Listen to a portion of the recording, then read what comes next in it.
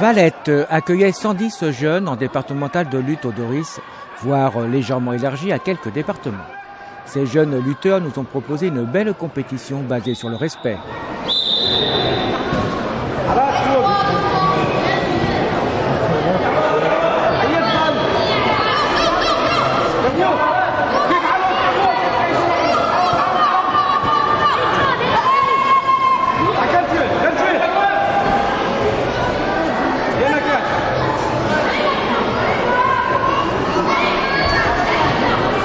Donc alors aujourd'hui c'est la compétition départementale de lutte pour les poussins et les benjamins. Poussin A, poussin B, poussin C, en fonction des âges, on les fait lutter par année.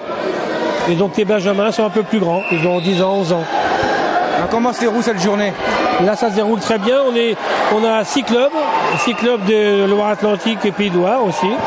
Et on a plus de 100 lutteurs et lutteuses, puisque c'est ouvert aussi aux filles. En lutte libre, c'est-à-dire avec la droit également action de jambe sur jambe. Voilà.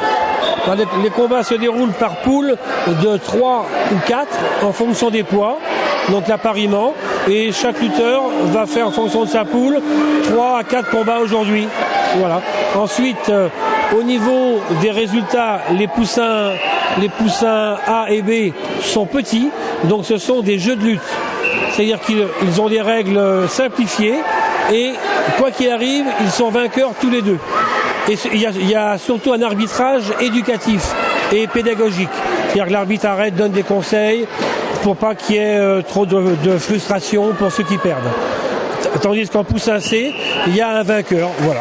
Et le combat s'arrête lorsque les deux épaules ont touché le sol ou à la fin de la limite du temps et réglementaire. Alors la lutte, lorsqu'on parle de lutte, on parle beaucoup de pédagogie. Là, qu'est-ce que la lutte peut apporter justement à nos jeunes? Eh bien, elle peut apporter beaucoup parce que c'est comme tous les sports de combat, il est question beaucoup de respect, de tolérance, qui sont deux valeurs fondamentales, surtout dans nos sociétés actuelles.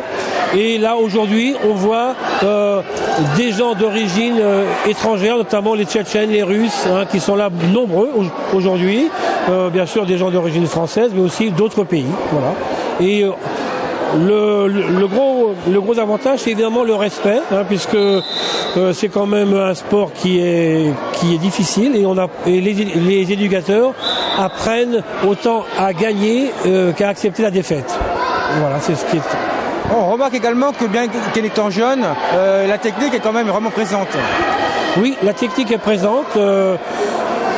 Mais ce qui est important, c'est surtout les déplacements et les saisies, la façon de prendre. La technique vient un petit peu après, et c'est pour ça qu'on fait beaucoup de jeux d'adaptation aux déplacements, aux mises en situation, à l'équilibre et notamment et au levier.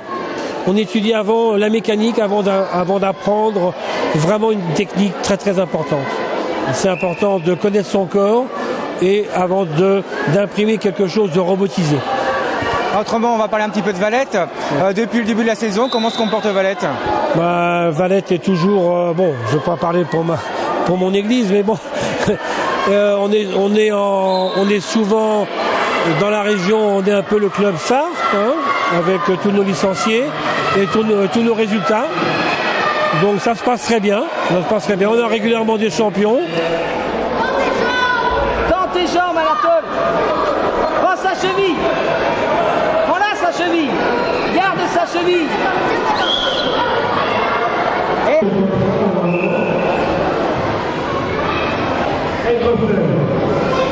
Je crois qu'il y a une grande compétition qui se prépare. Alors au niveau international, il y a la compétition de Crubec. C'est une compétition qu'on fait déjà depuis plus de 20 ans. C'est en Belgique. Et là, il y a tous les grands clubs. Et ça concerne les enfants de 8 ans jusqu'à 16 ans, junior. De poussin jusqu'à junior, il y a 2 catégories. Et voilà, on y va, on est très très bien reçu à Crubec, c'est vraiment sympathique, c'est la dernière compétition de l'année. On sera accompagné par l'équipe d'Aigrefeuille cette année. Et que vous dire que c'est une compétition qui nous tient à cœur parce qu'à l'époque de la grande équipe de Valette, très très grande équipe de Valette, c'est une compétition qu'on a gagnée 3 fois de suite et on est le seul club en Europe à l'avoir gagné 3 fois de suite. On y va pour gagner des places, hein, parce qu'on a vraiment un très très grand réservoir en benjamin notamment et en minime, et également en filles. Alors juste pour finir, un petit bémol entre guillemets, ou peut-être pas du tout, les Jeux Olympiques, ira-t-il ou n'ira-t-il pas de lutte? Il y en aura. Il y en aura parce que ça, c'est l'un des premiers sports olympiques qui ait eu, hein, et encore, mais même dans le monde, quand on voit les fresques, on voit que les hommes luttaient déjà. Il y a des millénaires. Et donc c'est un sport qui a toujours regroupé aux Jeux Olympiques environ 150 nations. Alors quand on sait que certains sports ne sont même pas représentés par 40 nations, ça me semble un peu difficile de vouloir supprimer la lutte, alors que c'est un sport qui est dans les plus pratiqués au monde après l'athlétisme. On est dans les sports les plus pratiqués, ça ne devrait pas normal de plus exister.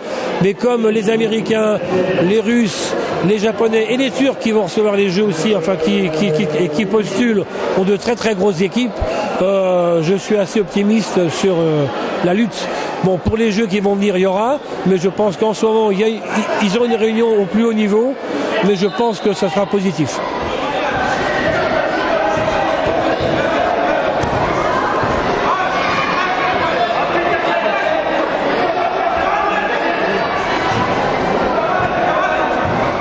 Concernant le classement général, premier, Alpha de Aigrefeuille.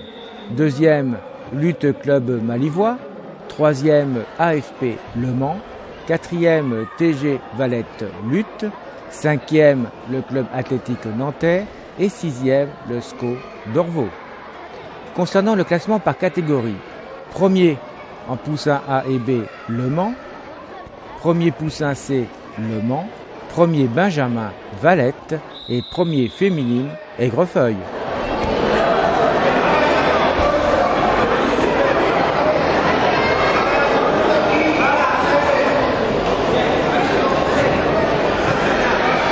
Je